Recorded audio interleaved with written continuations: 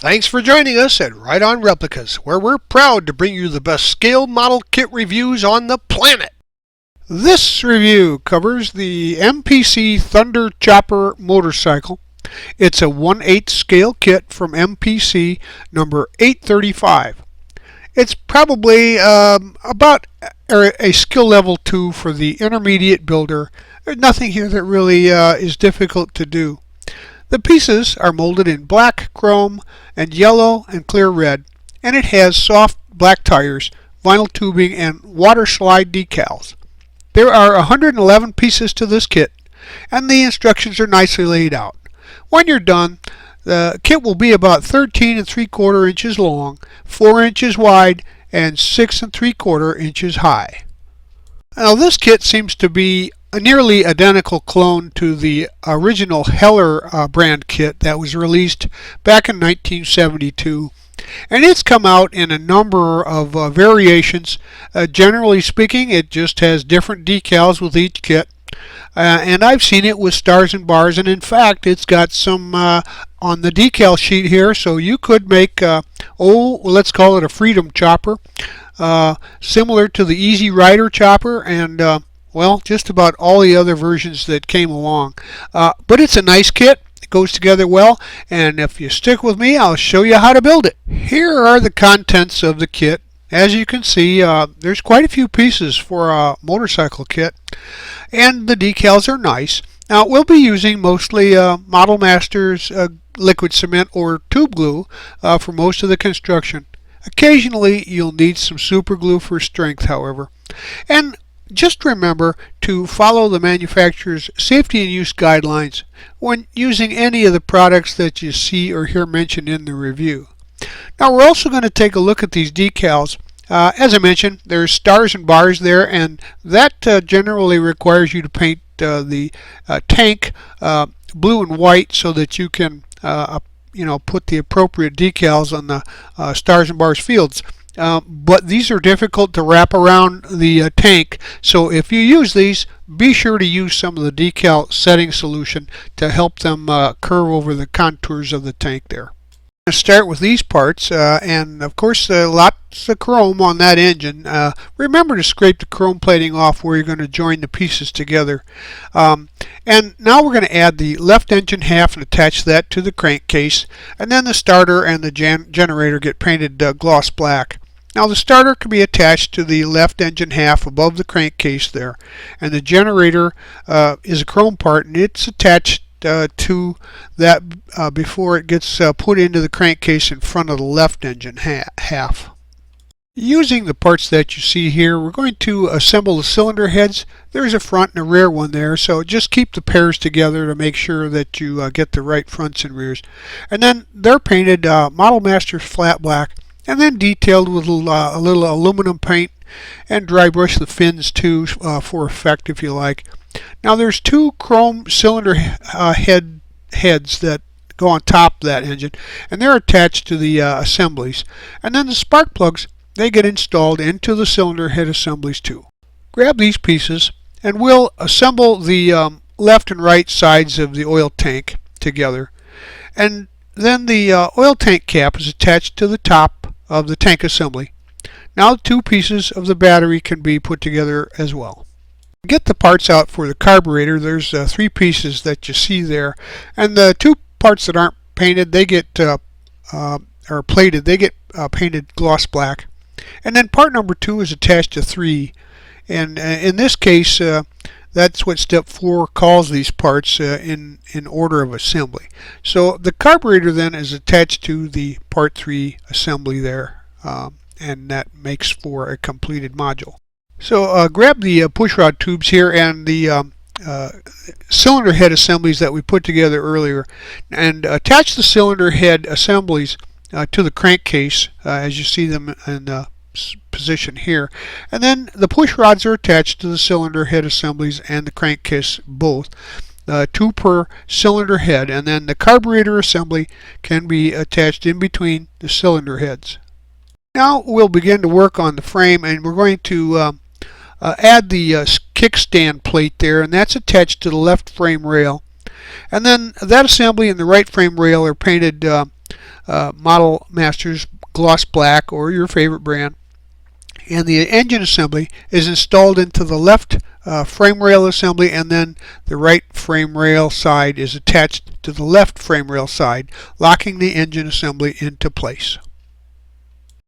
Now we can take some of the tubing that's provided in the kit, and we're going to cut one piece at 3 1/16 inch and the other one at 2 1/8 inch. And then they're going to be attached to the posts on the back of the tank. So the 3 1/16 inch long line that attaches to the post on the thin part of the oil tank, and then the shorter cable there is attached to the post on the thicker part of the oil tank. Now the oil tank assembly can be attached to the right frame rail, and the other end of the 2 1/8 inch long segment that can be inserted into a hole on the top of the crankcase. So look for these parts, the chain, the pulleys, and the brake there, and we're going to paint them Model Masters flat black, and with the pulleys then being detailed in steel color, and then the hub gets painted steel as well. Now the stringer is painted gloss black, and the brake can be slid onto a post on the stringer, and the hub is attached to the chain, and the chain assembly then is put on the same post as the brake is. Now look for the left stringer and the engine cover, the right engine cover, and then the chain assembly can be attached to the right frame assembly. You won't need any glue there, and also to the right side of the engine assembly. Then the right engine cover is attached to the engine assembly, and the left stringer is attached to the left frame subassembly, and the chain assembly then is without glue added to the frame assembly. Now get out the pieces for the struts here and the distributor, and the struts are painted gloss black, and the distributor is it's a two-piece. However, the lower part was indicated as being chrome, but it's not, so I painted that black, gloss black as well, and attached that to the top of the distributor, and then that whole assembly is attached to the right engine cover. Now the right strut can be attached to the right frame and the chain assembly, and the left strut attached to the left side in a similar manner. Now we can get these pieces out, and the left side cover then can be attached to the engine assembly, and the battery assembly is attached to the left side of the frame there. The ignition gets painted gloss black, and when that's dry, attach it to the frame assembly, connecting the engine assembly to the frame assembly through the carburetor. In my sample, the left side cover is supposed to have a post there to receive a piece of tubing, and it wasn't there. Somehow it either didn't get molded or got knocked off. So if you would, just go ahead and drill a hole there and use a little piece of small sprue, and just add one so that you've got something to attach your cable to. It's time to add the plug wires, and we're going to cut those from the tubing. One is 1 3/8 inches long, and then that plug wire is attached to a post on the ignition and a spark plug, the short one, and repeat the second for the second spark plug. And then we're going to also cut a 4 3/4 inch long cable for the clutch cable, and that's installed onto the post on the left side cover that we installed. Now it's time to work on the fender work here. I sprayed mine with a Model Master primer in and out, and then after I cleaned it up a little bit with some light sandpaper, and then I painted it Model Master light gray. And the rear fender then is can be sprayed with a little Tester's clear gloss, and it's installed onto the frame assembly. As you can see, our skeleton is coming together. And now we're going to cut the fuel line from the tubing. It's 1 3/4 inches long, and attach that to the carburetor. And the accelerator cable is cut from the tubing as well. It's 4 3/4 inches long, and it gets installed into the right side of the ignition on the frame assembly. So grab the pieces for the fuel tank from the kit, and we're going to attach the tank bottom to the top. And after that's dry, I primered those pieces with some gray primer, and then I painted them with light gray paint. Now the shark eyes and teeth get applied to the fuel tank after the paint's dried, and then the fuel tank assembly can be sprayed with a little clear gloss. Now the riser gets painted gloss black and attached to the bottom of the fuel tank assembly. Then the fuel tank cap gets installed there onto the top of the fuel tank. And if you want the American flag, you will paint the forward section white, and then about 11/16 of an inch from the front, and then you paint the rest gloss blue, and you put the stars there. I found the wheel assembly to be a little unusual. It's got 4 pieces there that ride the center of the tire, but it actually works out pretty well. So we're going to take the right front rim half and attach it to the left, and then the spreaders are they're marked front and they're attached to the front one, and that the front tire then can be rolled onto the rim assembly. Now same for the rear. The right rear rim half can be attached to the left, and then the spreaders are placed on in the center there, and then the tire is rolled onto that with the spreaders in between the center of the tire. Now we'll begin work on those awesome front forks, and remember, these are pretty fragile parts, so make sure that you don't bend them too far so that they break. Now the spring half is attached to the front fork half, and then the rear fork half is attached to the front. The fork brackets then can be attached to the bottom of the fork assemblies, and the rim hubs are attached to the fork assemblies. And remember that the right rim hub has an indent or the front brake, and then for the front brake, and then the left rim hub has no indent, so keep that in mind. So get these parts out, and we're going to slide the rear axle into the chain and the hub assembly there, and then the rear tire can be slid onto the rear axle, and the other end of the rear axle is slid onto the left stringer. The rear brake linkage then can be attached to the right side of the frame and the rear brake. Now we'll grab the tank, and make sure you use a sparing amount of glue, not too much, and scrape off any paint that's in the way to make sure you get a good joint. And then glue the tank assembly to the frame. And the fuel line can be attached to the fuel tank, and the air cleaner is now attached to the carburetor. So grab these pieces, and the upper bracket there, you see that's painted gloss black, and after that's dry we're going to attach the front fork assembly and install that onto the fork tube.